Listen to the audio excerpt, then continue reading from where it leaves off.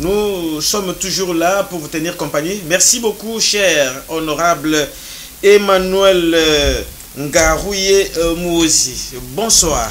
Bonsoir à monsieur le journaliste. J'espère que ça va. Oui, ça va un peu malgré que mon territoire est menacé et ma population est en train d'errer et est obligée de quitter son territoire. Elle vit en déplacement et en refuge. Quand vous parlez de votre territoire et votre population, vous faites allusion à quel territoire? C'est le territoire de Rutshuru, en province du Nord Kivu. Ouais. C'est... Je crois que vous retrouvez bien. Bien sûr que oui. Le territoire de Rutshuru, c'est l'un de 6 groupements, non, de 6 territoires que compte la province Nord Kivu. Du Nord Kivu. Voilà. Ouais. Alors, parce que vous êtes là, pensez-vous que ce que le gouvernement... D'abord, est-ce que vous pouvez vous présenter à nos téléspectateurs qui vous regardent de partout, à travers l'Est du pays, dans le Katanga et à travers l'Afrique? Moi, je suis honorable Ngarouye Muhozi Emmanuel. Je suis député provincial, élu du territoire de Rutshuru. Je suis donc député provincial, élu de Rutshuru. Élu de Rutshuru. Voilà. Comment est-ce que vous vivez cette situation quand vous voyez nos compatriotes, vos frères et sœurs du territoire subir toutes les pressions de la part des groupes armés et consorts? Qu'est-ce qui vous arrive en tête, vous qui avez la charge quand même de... En fait, nous sommes sidérés, nous sommes vraiment courroucés de voir que les populations du territoire de Rutshuru continuent de vivre les affres de la guerre. La guerre en territoire de Rutshuru n'est pas un fait nouveau, parce que depuis l'entrée des troupes de l'AFDEL, à partir du Rwanda et de l'Ouganda, nos populations n'ont jamais connu un répit. Juste quelques temps après les affres qu'a commis l'AFDEL sur les populations du territoire de Rutshuru, donc des massacres, des viols à grande échelle, des incendies des maisons, pillages. Quelque temps après, l'RCD a surgi, toujours en venant du même côté du Rwanda, avec les mêmes méthodes, massacres, viols, incendies de maisons, pillages, castrer certaines personnes. Quelque temps après, le RCD c'est en 1998, quelque temps après en 2006, c'est le CNDP, toujours venu du côté du Rwanda. Même méthode. Voilà, en 2012, c'est le M23, le M23-1. Et aujourd'hui, depuis 2021, en novembre, jusqu'à aujourd'hui, c'est le M23 bis. Donc vous pouvez, si vous vous mettez à la place de ces populations, ce sont des populations qui se disent abandonnées. Et curieusement, tous ces auteurs de ces crimes, à la fin, ils sont récompensés. C'est eux aujourd'hui que vous allez retrouver dans les instances dirigeantes du pays. Et c'est de eux donc que nous pouvions attendre que leurs victimes soient sauvées. Donc, vous pouvez comprendre que nous sommes dans un cercle vicieux des malheurs où il est difficile à quitter, parce que nous attendons que ce soit les bourreaux qui arrivent pour sauver ces victimes. Oui, mais plusieurs personnes peuvent se poser peut-être cette question. Pourquoi toujours Rutshuru? Pourquoi toujours les Nord Kivu? Merci beaucoup, monsieur le journaliste. Pourquoi toujours Rutshuru? Pourquoi toujours le Nord Kivu? En fait, le territoire de Rutshuru se retrouve à côté de 2 pays. Il est frontalier à 2 pays. L'Ouganda et le Rwanda. Ces deux pays ont des régimes militaires. Le NRM du côté de l'Ouganda et l'FPR du côté du Rwanda. Ouais. Ce sont des personnes qui ont accédé au pouvoir par les armes. Donc ce sont des personnes dont leur mode de conquête et de conservation de pouvoir sont basés sur la violence et le mensonge. Alors, les Rutshuru voisins à ces pays, je ne veux pas dire pays parce que c'est un problème de régime. Ouais. Parce que les peuples congolais et les peuples rwandais ne sont pas des ennemis. Parce que vous le savez, avant l'arrivée du régime du FPR, les Rwandais et les Zaïre, c'était des grands amis. Donc je ne vais pas dire le peuple rwandais et le peuple congolais ne sont pas des ennemis. C'est un problème de régime. À l'allure où vont les choses aujourd'hui, ça peut arriver dans ce sens. Hein. Et ça serait un danger et plusieurs personnes vont succomber innocemment alors que elles n'en connaissent rien. C'est un problème de régime. Donc, c'est le malheur que le Rutshuru a aujourd'hui de se retrouver au mauvais endroit. Au mauvais endroit. Et l'autre malheur, c'est l'incompréhension ou la malcompréhension des dirigeants congolais. Les dirigeants congolais, vous le savez, Mosé Laurent Désiré Kabila, pour avoir le pouvoir, il est allé signer les accords avec le diable. Pourvu qu'il ait le pouvoir, il l'a eu sur le sang des humains, sur le sang des Congolais et principalement ceux de Rutshuru. Et malheureusement, les mêmes personnes qu'il a mis au dos, lorsqu'ils sont arrivés, il l'a aussi achevé. C'est son fils qui est venu, et lorsque son fils est venu, il a pactisé avec les mêmes personnes, aux grandes dames de toutes les victimes, et du régime de son père, et des victimes de son propre régime. Après, aujourd'hui, c'est le temps de Félix Tshisekedi. Aujourd'hui, c'est le temps du président Félix Tshisekedi, qui, au début, a commencé dans les mêmes pas que ses prédécesseurs, en considérant les voisins criminels comme ses frères. Mais, gloire à Dieu, il a fini par se rendre compte que ce ne sont pas de bons voisins, ce ne sont pas de personnes, des régimes avec lesquels ils peuvent collaborer pour le bien de tous les peuples. Parce que comme vous le savez, le président de la République démocratique du Congo, Félix Tshisekedi Antoine, c'est un volontariste, c'est un homme de la bonne foi.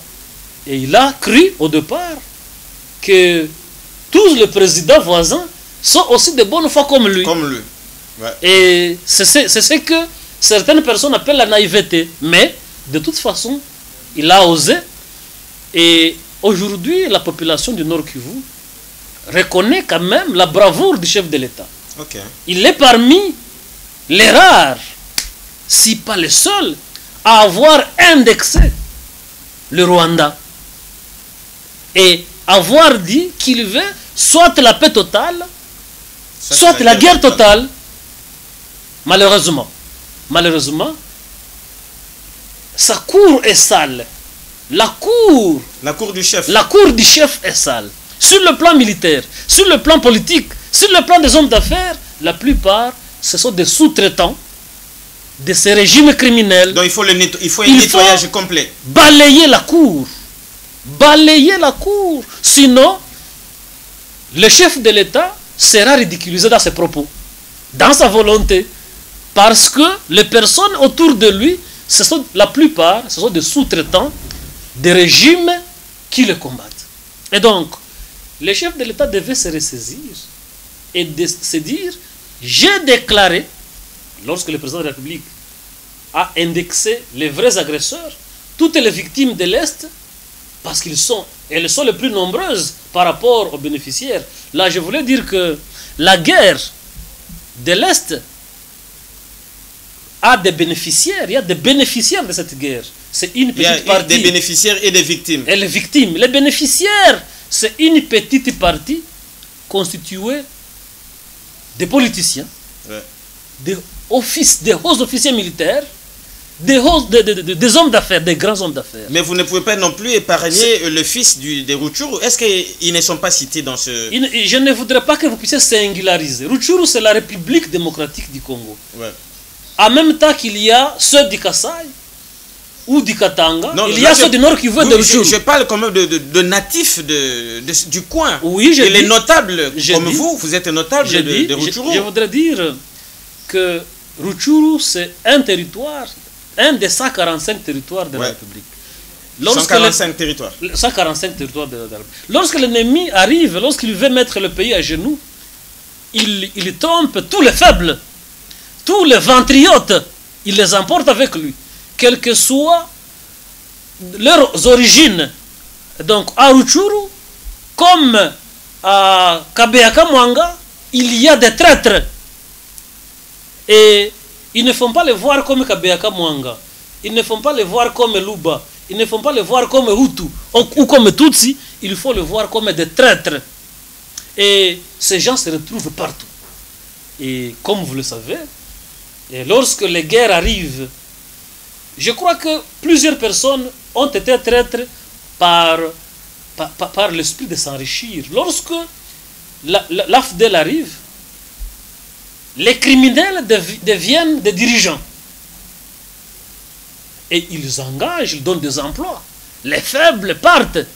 Mais est-ce après, c'est les RCD. Une parenthèse honorable, Emmanuel, est-ce que ces anciens criminels du FD, l'AFDEL, du RCD, et consorts, est-ce qu'ils sont encore dans les affaires aujourd'hui? Oui, ils sont dans les affaires. Ils sont dans les affaires. Directement et indirectement, ils ont déjà même mis au monde beaucoup de personnes, beaucoup de gens qui les suivent.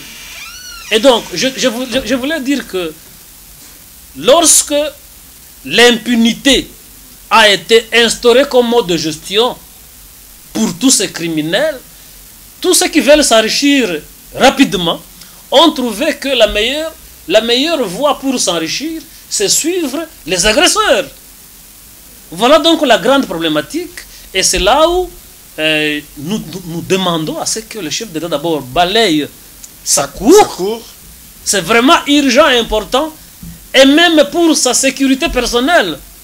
Deuxièmement, la justice doit être mise en contribution. Aujourd'hui, les Rutshuru, la population, le territoire de Rutshuru est constitué de 14 groupements. Okay. Mais tous les 14 groupements, 80% des villages de ce groupement ont été détruits, n'existaient plus. Comme vous le savez, avant on disait que le Nord Kivu était le grenier de la République. Mais lorsqu'on détruit tous ces villages, les populations fuient, ils vivent dans les camps de refuge en Ouganda, ça signifie qu'il n'y a plus de gens qui cultivent. C'est l'insécurité totale. Aujourd'hui, pour ne parler que de la guerre du M23 aujourd'hui, les autres élèves de la République vont commencer les cours le 5 septembre. Mais quid des élèves du territoire de Rutshuru qui sont en train d'errer? Ils ont été transformés en mendiants le long de la route. Bon, je pense qu'on doit continuer cette thématique le mercredi. Comment est-ce que vous trouvez l'efficacité de l'état de siège dans cette partie du pays? Est-ce que ça a porté quand même des fruits? Merci beaucoup à monsieur le journaliste.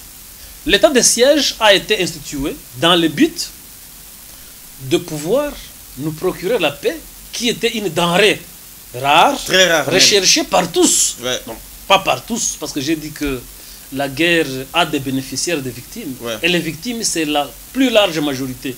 Les victimes ont applaudi, croyant que l'état de siège leur apporterait réellement, quelque chose de comme écrit dans l'ordonnance, apporterait la paix à cette paisible population. Malheureusement, aujourd'hui nous sommes à plus d'une année de l'état de siège. Malheureusement, je ne vais même pas dire que avant état de siège égale après l'état de siège égale avant l'état de siège, mais c'est devenu pire. Pire qu'avant l'état de siège. Donc vous souhaiteriez qu'on abolisse quand même l'état de siège?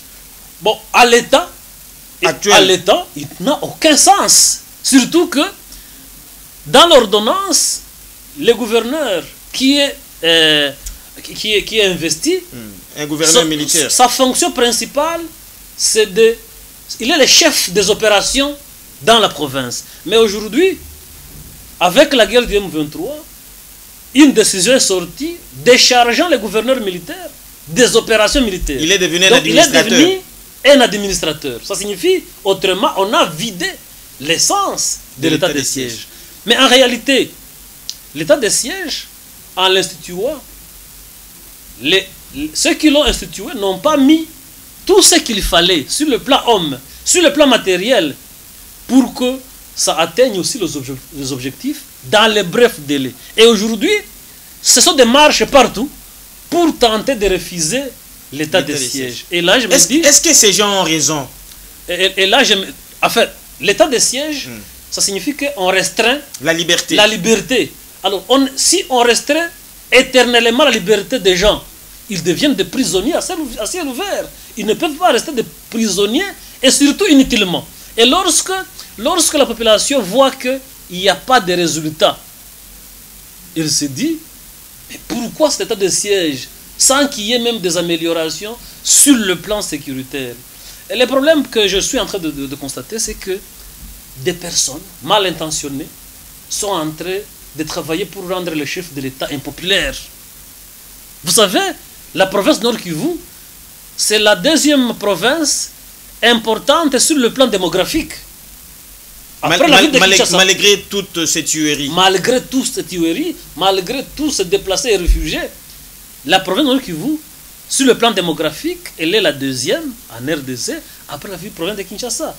Alors, lorsque les chefs de l'État, on les fait prendre des décisions impopulaires, par exemple, les militaires qui sont à Rutshuru, ils sont très nombreux, capables de se battre pour défaire le M23, mais des décisions politiques dans les hauts commandements militaires, dans la politique, les obligent à ne pas attaquer le M23.